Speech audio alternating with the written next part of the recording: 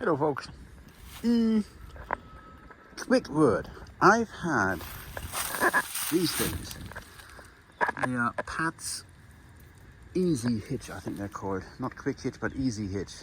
Look it up on interweb.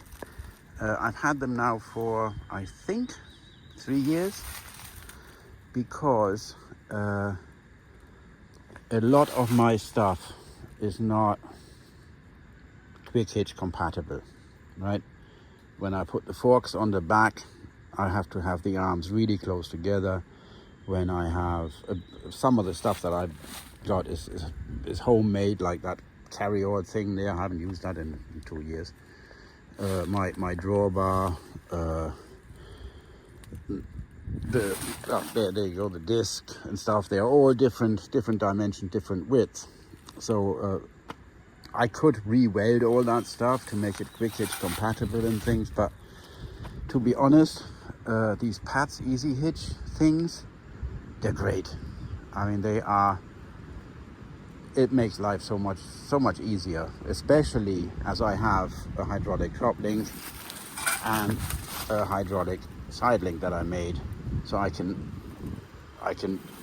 change angles and stuff as I want to.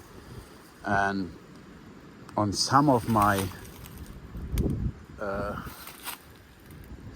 things, I've actually just welded washers here on the outside, because you have to have these discs in here, or washers with a pin, so that the hooks don't slide over. They sell them from Pat's. They're like this. I think this is an original one that came with the Easy Hitch, but you can just use a washer, a thick washer. And I've on some of the stuff, I've just gone and I've welded the washers to those pins, because there's a couple of good reasons for that. A, people don't borrow your stuff that have your normal eyes in the end of it, because they can't use them. And B, you can't lose them. Every now and again you lose one of these guys because the pin comes out, and then that doesn't happen. But let's see if I can get this off one-handed.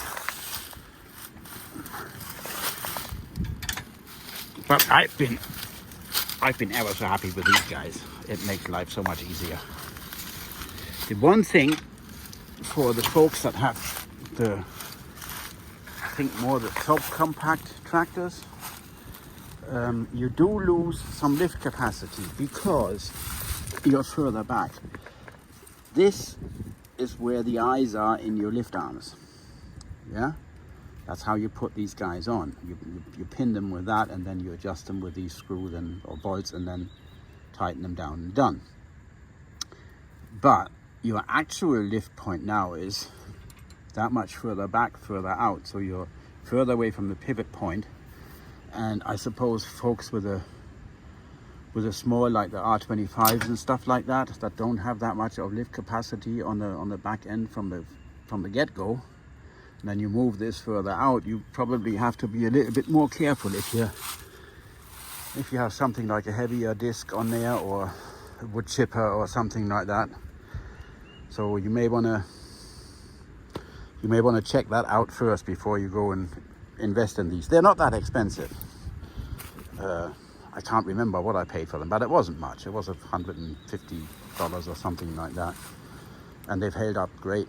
I mean, that's still the original grey paint that they came as, and they come with a bar, adjustable bar that goes in between here, goes in that hole and in that hole, so you can adjust. But it's a pain in the butt, because it always gets in the way of your when you've got a bush hog or something like that on there, or a tiller on there.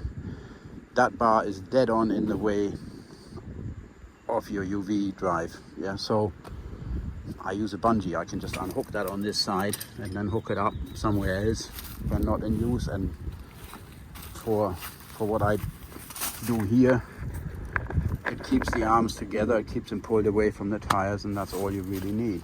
Yeah. So I've lost a couple of bungees, so now I've gone in and wired this side to one of the bolts, so it can't go anywhere even if it unhooks the other side.